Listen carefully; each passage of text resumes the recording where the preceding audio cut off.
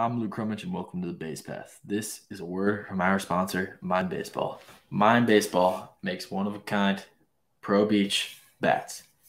Beechwood has more pop and higher density than a regular bat. These things are crazy. Let me tell you. All right, so I'm not good at baseball. I'm just being honest with you. I love baseball. I'm horrible at it, but I hit dingers with this thing. I was at the park, bro. I've never hit a ball so far than I have with this thing. Metal, wood, it doesn't matter what type of bat, this thing hits it further. I'm telling you. Use code Basepaths at Mind Baseball for 15% off, or you can use the link in my Instagram bio, and that will take you right to my store with this exact Storm bat as the number one option because I love this thing. So make sure you guys check out Mind Baseball. They're the best. Love those guys. And thank you for listening. Hello and welcome to the Base Pass. I'm Luke Crummage. Joining me is Tre Phelps. But before we get to Tre, he's a big name. We're gonna talk to him. I promise. This isn't gonna be about me. Things look a little bit different if you are someone who watches the podcast, and things might sound a little different if you're somebody who just listens. I did move into college, so things are a little different. The kid of the network's growing up. But yeah, it's gonna be adjustment for sure. So if you hear anything in the background, I apologize. Working out the kinks with my roommates, stuff like that. So just bear with me a little bit here as we adjust a little bit here at the Base Pass. But Tre, how we doing, my man? Honestly, this is the most traveling I've ever done in my life. And it's not like driving. Like I'm adding plane miles. Like you're going from Alabama to California, back to Georgia to Florida. Like it's crazy, but I love it. And speaking of travel, you got, a big event here in Phoenix coming up soon. Perfect Game All-American. Do you want to talk a little bit about the cool stuff that they're doing with that this year? Yes. Honestly, I'll say the most, I wouldn't say a lot of people look at it as cool. I would say it's not appreciated like what we have with PG doing the Make-A-Wish with all the obviously y'all know the Make-A-Wish kids where you make a wish and they do the best they can to grant it. But to me, it's a different type of thing than just raising the money. Like I want to like go meet them. Like we'll get a chance to, but just going to meet them and knowing that God put me in a position to have the abilities that I have and just be able to be so normal kid. Just I'm thankful for it. The Make-A-Wish thing with PG is really big.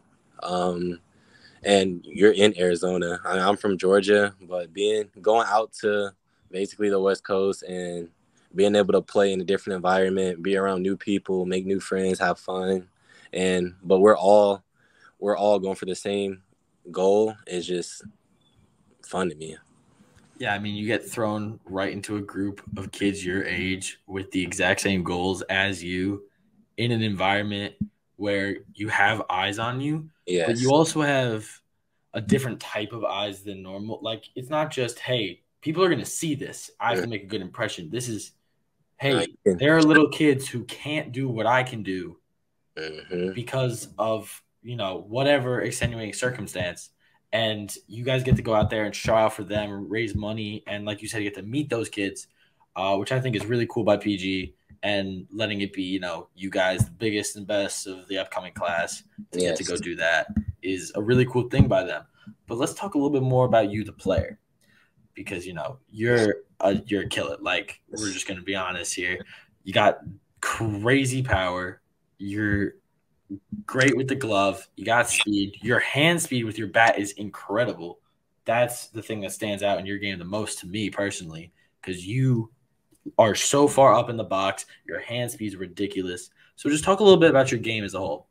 Honestly, well, I'll do the hitting part first.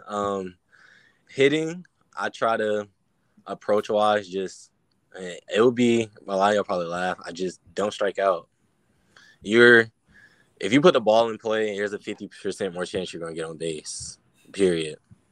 And growing up, I've always I was kind of like the I was good but raw player, and my hands were fast. It was just I wanted to get it to look the part, and the fact that I can keep a smooth swing and fast hands jumps out to a lot of guys.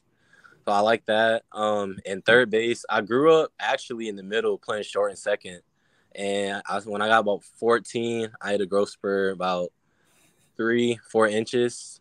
And actually, I took my 14U school season. That was my freshman year. I took that off of baseball. I was fed up. I couldn't play. I went to tryouts and I was like, I can't do this. And then I didn't play the whole school season. Whole summer came around, and I was like, yep, I miss it. I got to go play. I came back, and that's when I would say I started loving the game. And when I got to the defensive side, yeah, I grew up playing short second. And then when I got about 15-ish, I got to third when I got taller.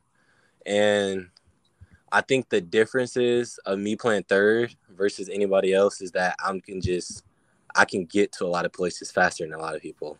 They're like, oh, I didn't even know he would have got to that ball. And the running part, I try to be aggressive and smart.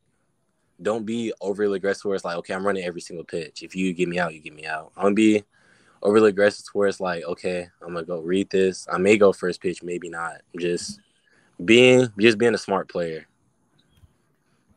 Yeah, I mean, speaking to your athleticism, you're watching obviously shortstops always athletic thing, cover a lot of ground, but you at third is a different type of asset than, the stocky guy who plays third because he's an infielder with power. Mm-hmm. It's a whole different type of asset. You play the game differently as a third baseman. You're patrolling from the hot corner, which is a skill that's not talked about. Like, there are very few guys who have that, if we're honest. Yeah, my favorite player is Manny Machado. I love Machado. Yeah, exactly. That was the one I was going to go with. I love Machado. I didn't want to, throw a Manny Machado comparison on you because I don't want to be that guy. Yeah. But it's like that type of coverage from the third base spot. I like mixing it between Machado and Tatis. Just Tatis having the unicornism to his game, meaning like you can't find a lot of people that can do what he can do on the field. And it's not just he's going to go hit 340. He's going to make this play, that play. Fans are coming in to see, like, oh, I'm going to see something spectacular to play. Tatis in the lineup. Or I'm going to see something today. Machado's in the lineup. One big thing I was actually taught by my dad, there's people in the stands that's never seen you play before, and let them leave knowing something about your game that they didn't know. That was the whole thing with Jordan. And if there were people there, then I want you to see something that you haven't seen. That was like, I'm not going to change my game, but I just feel like you can find something else every single time you watch it. Yeah, like that's obviously you give 100% every time because you want to put on that show, which is an underrated way to love the game type thing. Like you love the game of baseball. You just were talking about that, how you came back to it after a year and you're like, I miss this. You come back to it. You love it like that. But you also, from what it sounds, correct me if I'm wrong, it sounds like you love it because of, the ability it gives you to show people who you are and how you do things and give people a fun time, have a little bit of fun at the ballpark type thing. Yes, I noticed a lot of people love being good at the game. Nobody's going to be good at baseball 100% of the time. I don't care who you are.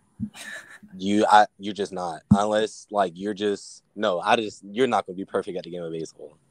So honestly knowing that part, understanding that part, that I'm not like, you're going to get out, Trey. Like you're not going to get on base every time.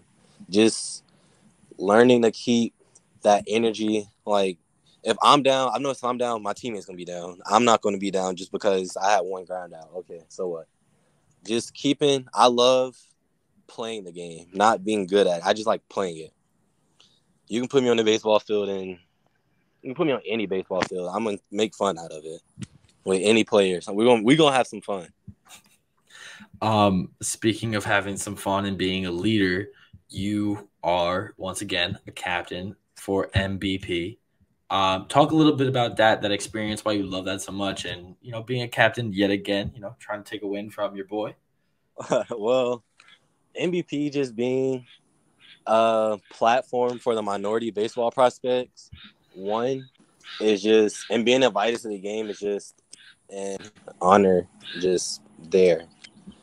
Two, being a captain is an even bigger honor, knowing that I can represent this group of guys while playing with them at the same time. I mean, just giving me I would say honestly, being captain giving me a confidence of just knowing like I don't have to be the best player here, but we can go. I'm gonna try to be the best player here. I'm gonna try to do this. I'm gonna try to do that. I'm gonna make sure my teammates doing this, my teammates doing that. Being at the MVP game is just like there's no other experience. It's just fun. That's the only three letters you can give it is fun. I want to get MVP. Fun. Oh man, that's really awesome. It's a really cool thing that's put on for minority players because for a very long time, even though there's not a focus on that, and now Major League Baseball is putting a focus on that with like some of the MLB develops things they're doing, and like Hank Aaron for inner city kids, stuff like that. So it's very cool to see all the different things that are helping more people reach the game of baseball. Yes. Let's talk about. So we talked a little bit about you falling back in love with baseball. Do you want to go more like in depth of your real love for baseball and why you think this is the thing for you?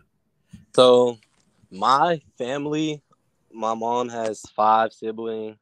Everybody, like my grandmother, sisters, all of them have like 5 kids. Like it's my mom. We have a big family, and everybody. I mean, they play baseball here and there, but it's never been like okay, I'm gonna go play baseball. I'm gonna go play baseball in college. We've been a basketball and football family for basically forever.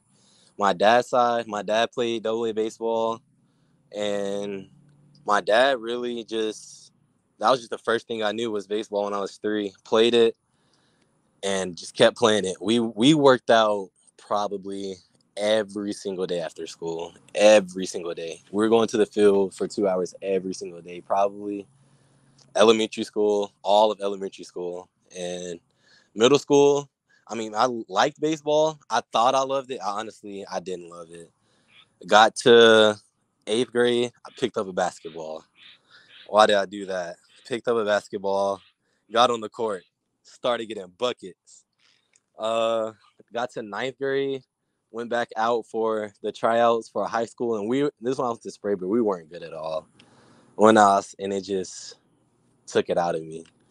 Got to summer, they won the first game. I wasn't even there. One of my teammates called me, and that's when I knew I loved baseball. I was like, I miss it. I gotta go back. And ever since then, I've never looked back. It's just been a lot of it, and I've only wanted to get better. And honestly, my favorite part about baseball is working out because it's fun when you feel yourself getting better. So, speaking of working out, you are a very raw power type of guy. Like you hit hard baseballs. Like you're cracking 100 velo off the bat.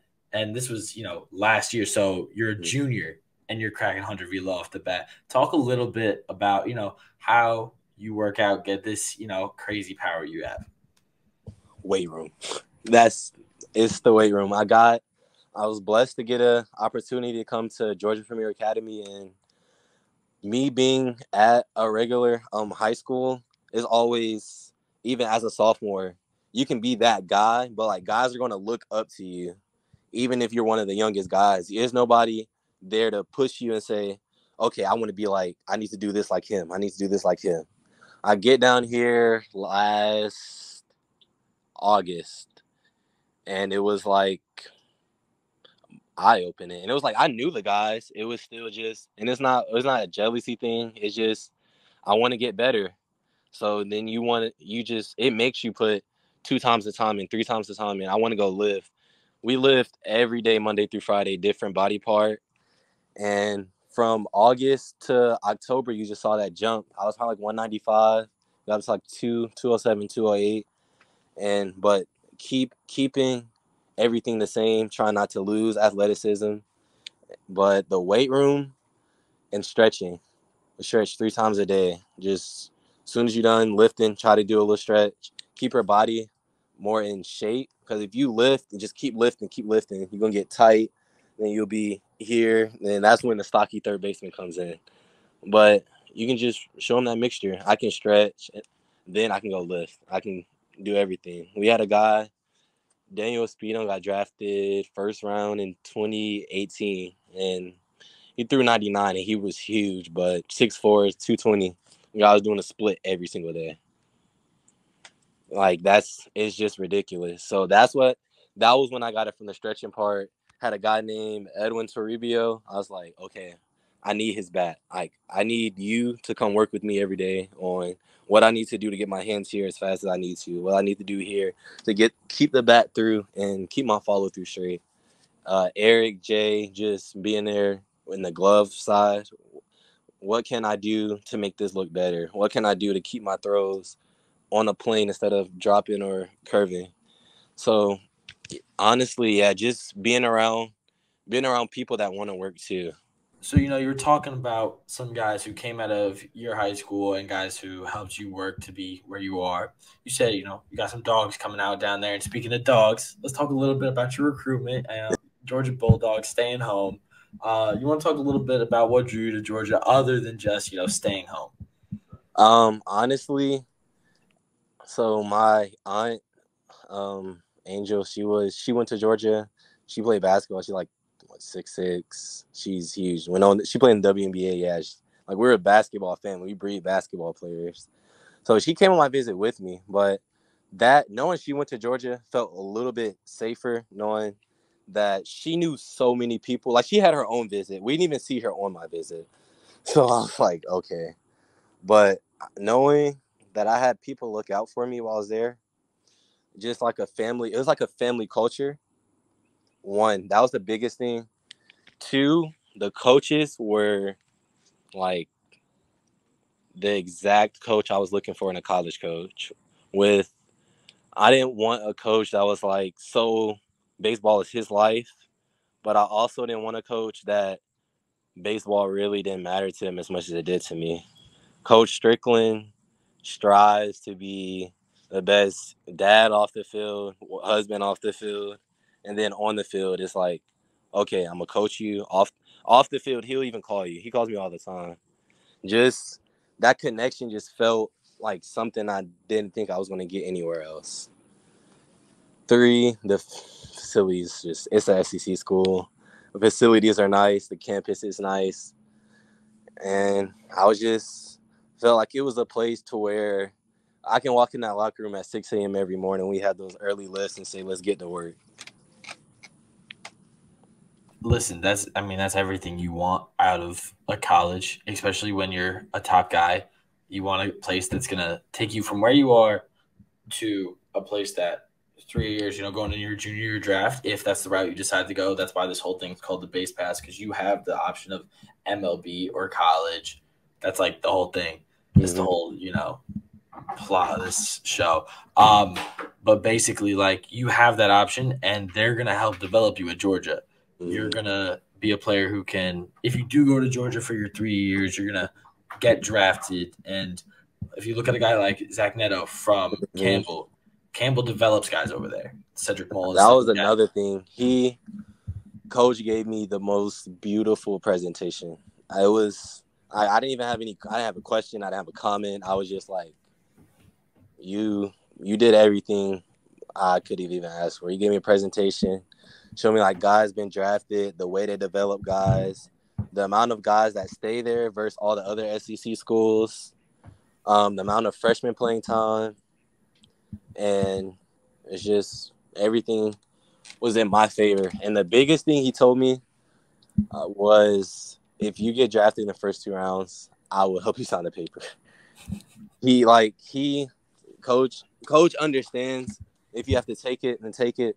But if we get there, I feel there will be nowhere for me to go but get better.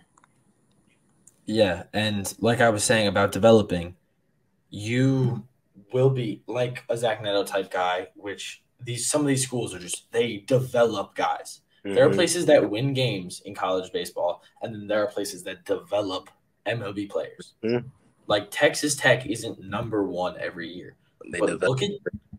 look at the Jungs. Like they're crazy. They're Yeah. two brothers 3 years apart who are top 100 prospects at the same time, going to the same college. Like that type of thing. You're going to be able to go in and be high single a week after getting drafted and stuff like that. Like if you go to Georgia, they're going to develop you. They're going to put you where you need to be able to make that impact quicker. Or you go the minor league route and you're getting pro ball ingrained in you from the time you're 18. You Yeah. have the best of both worlds going. And I think that's an awesome thing, especially for a guy like you who's worked very hard for this after taking, a year off, and falling back in love with the game is sometimes harder than being in love with Being in love baseball. at first.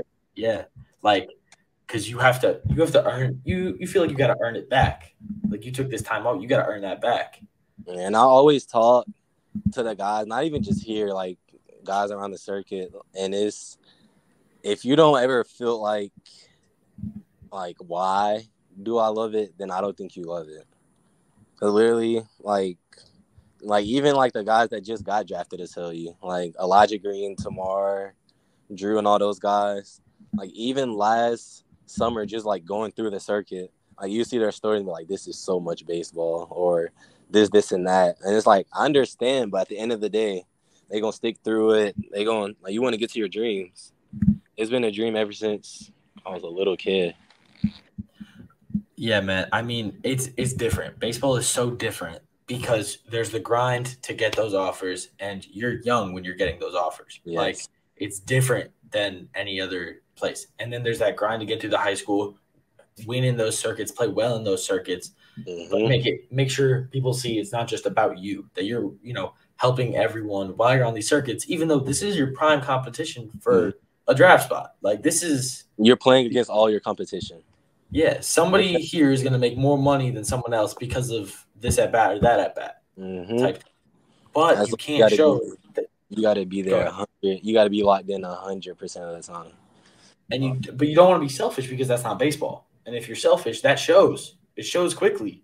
So you guys have a lot better. There's so many different grinds in baseball, and if you're not in love with it, it's not going to work. Also, athleticism doesn't just get you by in baseball. Yeah, you can be an athlete and just, they'll be like, well, he's athletic, but that's it. Yeah. Most of the other sports, like, I mean, you have to be athletic, but that can get you to the next level. Baseball, they want to see you tweak this, they want to see you do that. So it's just, I have to know when I can keep the athleticism and just keep adding skill, just keep adding it. Yeah, I don't want to really call anyone out, but like John Ross, bro's there because of pure athleticism. Let's be honest. He's just fast as hell, and that's why he's in the NFL still after, how many years of being injured every game. But, that's neither here nor there. But, yeah, you got a lot of awesome stuff ahead of you. So we're going to, I'm going to move on to our last segment here so I can let you go, get back on your grind and all that. It's questions from my mother. Okay. Now, I'm in college, so I had to get these texted to me because normally she gives them to me right before the interview. But we're going to start off with your favorite restaurant in your hometown and then your favorite meal. Okay. Favorite restaurant? All right. It can be like a chain if you really can't think of one. No, because I don't really go out and just like sit down and eat. If I go out, it'll just be something fast. I can probably Cheesecake Factory. Oh, nice. Cheesecake Factory is it. And then favorite meal? Oh, my favorite meal is my grandmother's. It may have changed over the last week because I've been introduced to her steak. And her steak is ridiculous. So it may be steak and baked potatoes or / pork chops, mac and cheese, cabbage, and cornbread. I love home cooked meals. That's a whole, like, that's a meal. Yeah, it's days where I'll go home. I just stay with my grandma. It's like 10 minutes away from home, but like I don't think I've stayed at home since like December. That's hilarious, man. All right, we're gonna move on to the second question from my mother. It's your first MLB start. You're at third base for enter team name because we don't want to put a name out there because who knows who sees this. But your first at bat, what's your walkout song? Ooh, right now? Ooh, that's tough. Actually, let me give you. I gotta get some light. I'm gonna go. Dang, how am I not? I'm gonna go. Rex Got Me, Gunna's Part by Yeet. That's a good choice. Listen, I work for the Blue Claws down in Jersey Shore. It's a Phillies affiliate. Baron Radcliffe's got the best walkout songs. He had On Me. He had 20 Minutes. So he went to Norcross, so it may just be in us. So it's just that area, I guess. It may just be. It's just Georgia. But we'll move on from that. All right, we're gonna move on to the third question here. This one, I give the same answer every time. So this is gonna be forever mine. But who is your favorite player of all time? It doesn't have to be one of the GOATs. I always say Brett Gardner. So who's your favorite player? Ozzie Smith. Ozzie. Okay. That's you quick with that one. You got an explanation? Ozzie is just incredible. Well, yeah. I like Ozzie. If I can throw somebody else in there, it would probably be a guy like all time. That's tough. All right. How about when you were growing up? Like when you were young. When I was growing up, I really liked the Blue Jays, and I loved Troy Tulowitzki. Fair enough. It was weird. I'm an Astros fan now, but I grew up loving Tulowitzki and Correa. Just the tall shortstop, just being able to throw it hard and go hit.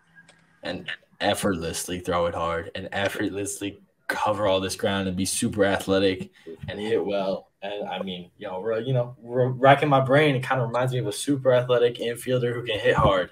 Mm-hmm. Who would that be? Who would that be? Those are two very good answers. I'm a big Tulu guy myself, so I appreciate that answer. Of course. And last one here. Okay. You're on an island, middle of the ocean, Pacific Ocean. That's big for some people. I don't know why. It's big for my friend Dan, but whatever. You're middle of the Pacific Ocean. You can only bring 3 things to get off that island. Get home. What are you bringing? And it's it got to be things that I can actually bring. I can't take a boat with me. Yeah. Okay. You're stranded there. Okay. In the Pacific Ocean. Okay. I should have service, so I'm gonna have my phone for sure, because I can't get to anybody. On an island, I should have my phone if I have service, and I got to get back. You're off the coast of Cali. You're 4 miles out on the coast of Cali. Ooh, I'm in the water. Yeah. Ooh. Cold water. I'm gonna need. Oh yeah, and I know I'm going to. Yeah, I'm gonna definitely need that phone to call somebody. And they got them big great white sharks out in Cali. Yes. I don't want to be in that. Well, I can't bring a boat. I will bring a life jacket. Life jacket, just in case. I don't have to swim, so I can just kind of float when I get tired. There you go. And probably phone. That's a hard question. Goggles with the oxygen tank on the back. Oh, scuba gear. I didn't even think of that one. My third one is I do something kind of similar. I do something to help me stay alive, something for food, and then a machete just in case. You know what I'm saying? Yeah, just in case. I don't want to miss because a shark just hung Yeah. I don't want to miss. If I miss, it's over with. Yeah, it's done. But just pull that thing out of your back pocket while you're swimming. You know what I'm saying? But yeah. Listen, swinging like a bat, see what happens. But yeah, man, thank you for coming on. This was a lot of fun. This was one of the better episodes I've done, in my opinion. I hope the people feel the same way. I will definitely be watching Perfect Game, All American. Everyone listening should be too. Looking out for our guy Trey here. Thank you for coming on, man. Of course. Thank you for having me. No problem, man. Have